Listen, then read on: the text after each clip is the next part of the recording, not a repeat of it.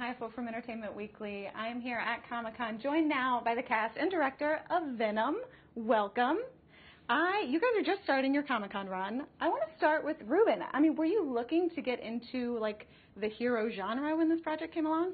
Yeah, absolutely. I'm a huge fan of comic books and comic book movies, so for me it was a thrill to get the chance to make a movie like this. And then when you get cast like these two guys involved, like with a character like Venom, it's a dream come true. I couldn't imagine anything more exciting.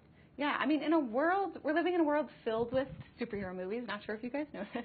There are a lot, but I feel like the thing that really sets this one apart is the idea of, usually it's pretty cut and dry, right? You have your hero, you have your villain. And this is a guy who gets a power that it's a little bit like, is this going to make him good or bad? Is there kind of like a little bit of a struggle for him in terms of when he kind of first gets possessed of, like, am I a good guy? How do I deal with this?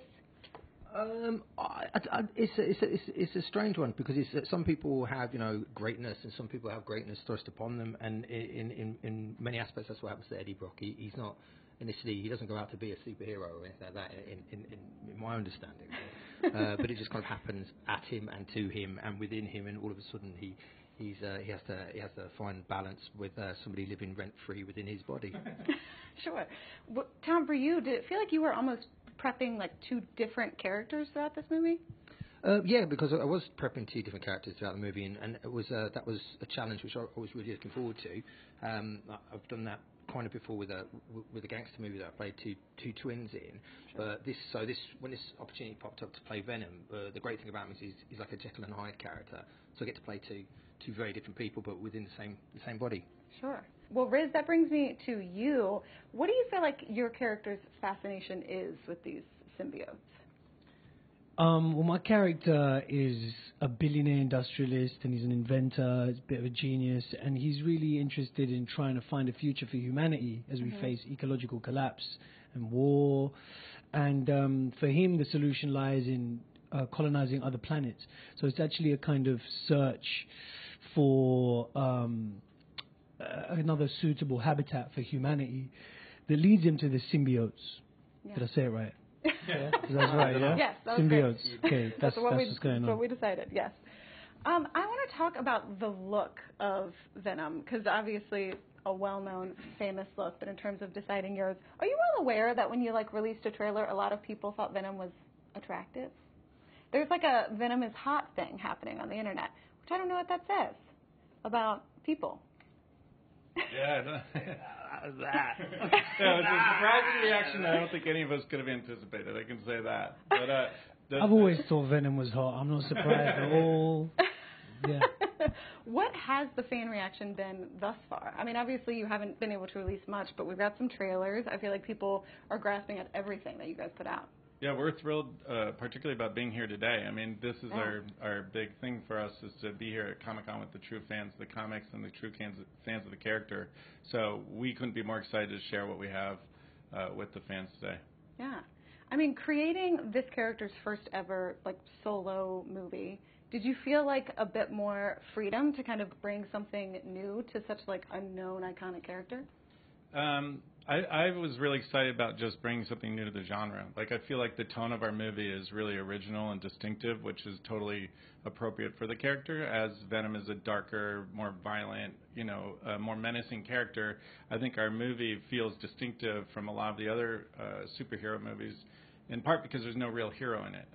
So it's just a movie that kind of stands on its own, and led by incredible performances by fine actors such as these two. But Tom really just is, I think people are going to be blown away by what he brings to the table with Eddie Brock and Venom, both Eddie Brock and Venom. His performance is incredible and sets the bar for the film. Sure. Was the Venom voice, was that all done in post? No, it was done all at the same time. We So actually, the sound boys, Patrick and Coffee, they worked relentlessly to trigger. I'd have to lay down the vocal for Venom in the morning, and then play Eddie opposite Venom in my earpiece, and whoever was working in the scene with me had to hear Venom at the same time, but then ignore that they'd heard Venom. And whenever I gave my cue line as Eddie Brock, this might not make any sense to anybody who's not really techie and geeky about things like this like me, but Patrick would be under the stage cueing Venom accurately so I could cut across him and talk and argue with myself and stuff like that. So both. Yeah, it was a bit. That a bit seems techy. complicated. It was good fun. No, Yeah. it was really, really good fun. And the sound boys actually, to be fair, I'll be really honest, sound boys played Venom. Well, it's a testament. My boys. No, Tom. But It's they a real played better. testament to what Tom's talent is that he had to play these two characters simultaneously, and watching him manage both these personalities in his head at one time is just as director so fun to see him acting literally opposite himself. It's really impressive. Yeah.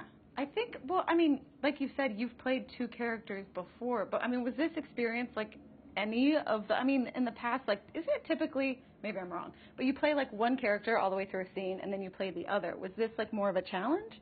No, it was more of the same stuff, because when I did the Cray twins in Legend, that was again audio record of the brother who was going to cause the most amount of damage in the room. So we play I would act the one who does the least amount of damage, but then predict the damage that was coming. But the vocals had to be laid down before we set the scene, which means all the other actors had to know what the person in the room was going to do who wasn't in the room when we filmed it, and then we put a double in there. So it's a little bit like it's a bit like some kind of Tetris puzzle, or it's very geeky and sort of anarchy. But I really enjoyed it, and no, it's less complicated than it seems. So as long as I've got the guideline in my ear, I can. It looks weird from the outside if you don't hear what I'm hearing. Sure. But it just looks like a man talking to himself, right. Which is partly Eddie Brock's problem, really, for a lot of the transference of the symbiote into him. I mean, that's what makes it a little bit quite funny, really, as we see this poor guy struggling, talking to himself, and that's what the crew really saw for 4 or 5 months, is this poor guy, or not so poor guy, struggling with himself. Yeah. Well, I mean, as I mentioned, like, hero movies are typically so simply like hero versus villain. I feel like a lot of guys look at your character Riz and say he's the bad guy, but having an anti-hero kind of as the quote-unquote good guy, does that complicate your role more as being like the bad guy? You know, I think no one thinks that they are the bad guy. Sure.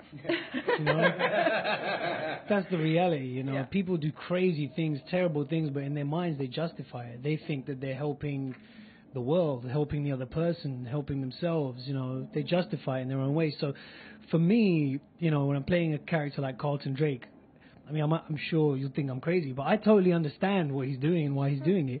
He's trying to serve humanity, and he just thinks he's best placed to do that. And he wants to find a future for the human race. And, of course, as the most rich, powerful, successful, intelligent member of the human race, he should be at the center of that future as well. So I think I'm playing the good guy. But that's what everyone thinks, you know.